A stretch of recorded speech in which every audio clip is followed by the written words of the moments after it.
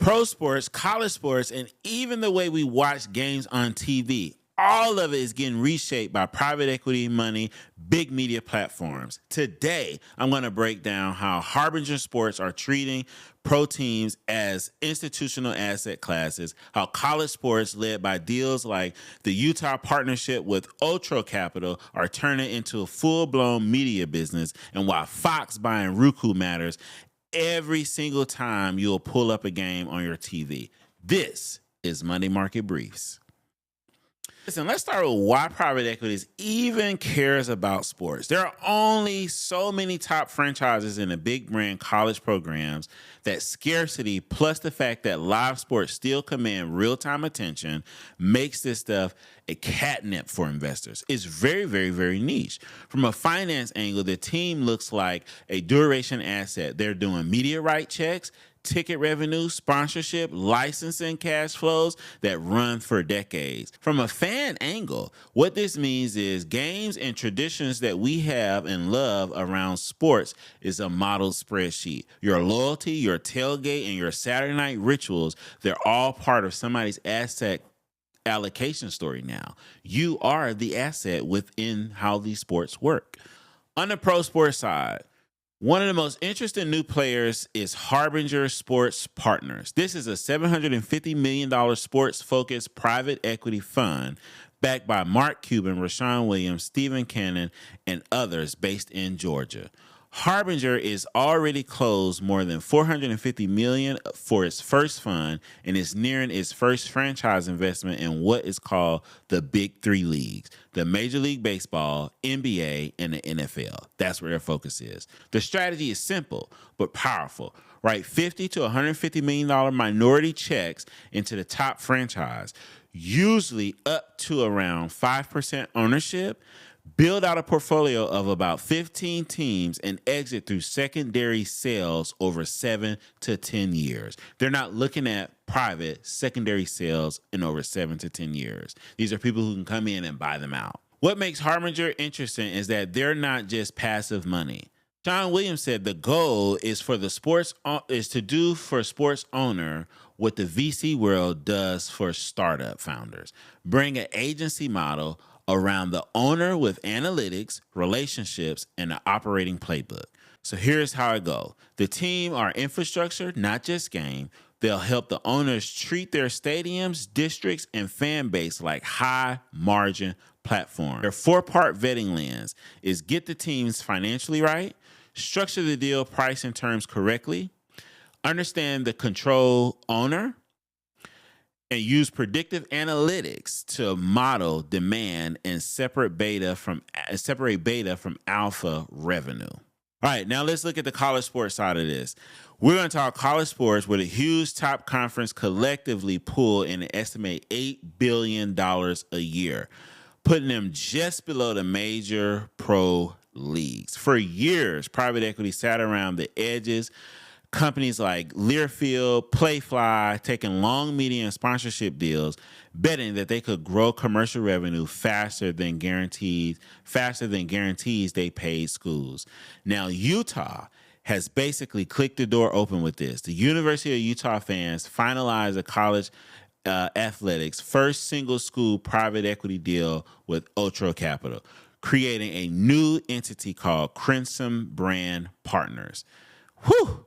Reporters suggest, right, that this deal infused up to $500 million into Utah's athletics over time.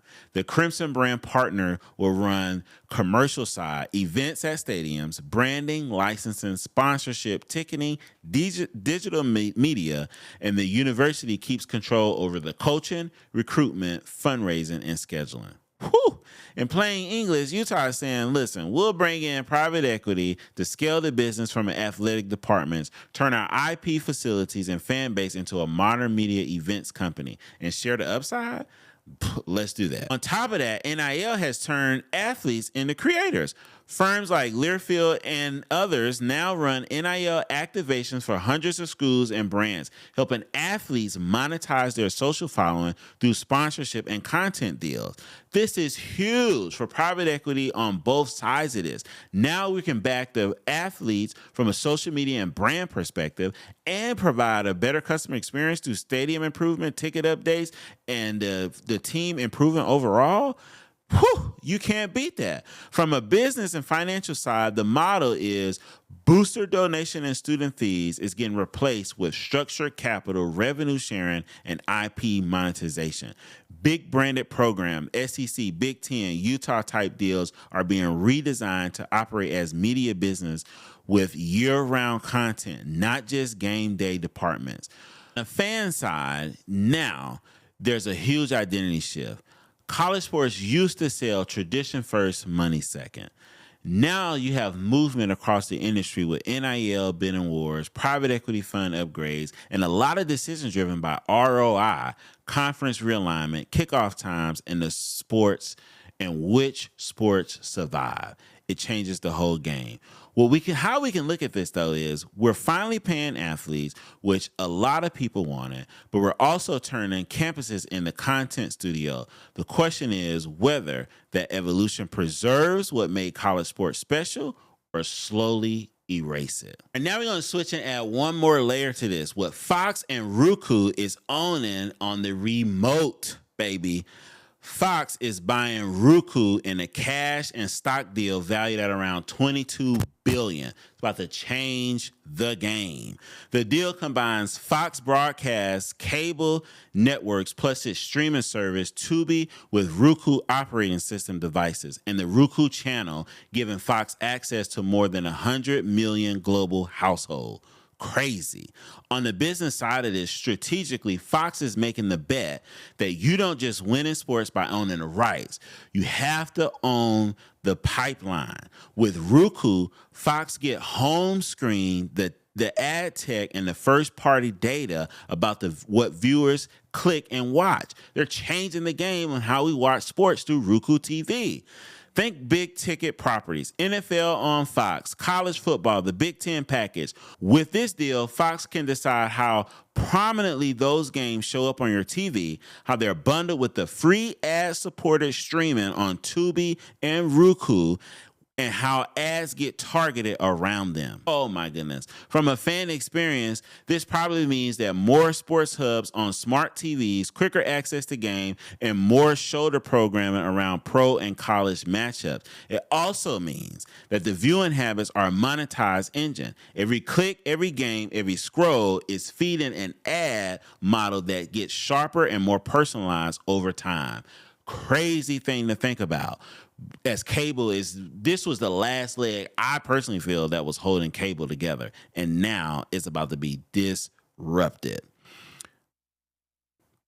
So listen, as we can see, private equity is changing the game in sports. On this side, we have the teams, the schools, they're getting big checks for stadium, facilities, content studios, tech, investors. It's changing the fan experience from how they watch a game, how they interact with the game, and how they build with their alma mater, and investors are eating it up. If sports are the new blue chip asset class of the attention economy, the challenge is making sure that the culture and community that made them valuable in the first place don't get priced out. I'll see you on the next episode. This is Monday Market Briefs, brought to you by Capital Alliance Network. Don't forget to like, share, and subscribe, and hit that bell, and we'll see you every Monday. This episode is brought to you by Capital Alliance Network, a network of group of investors that invest in the private market dealings, and we're doing everything from raising capital to deploying capital inside this network. For more information, don't forget to like, share, and follow.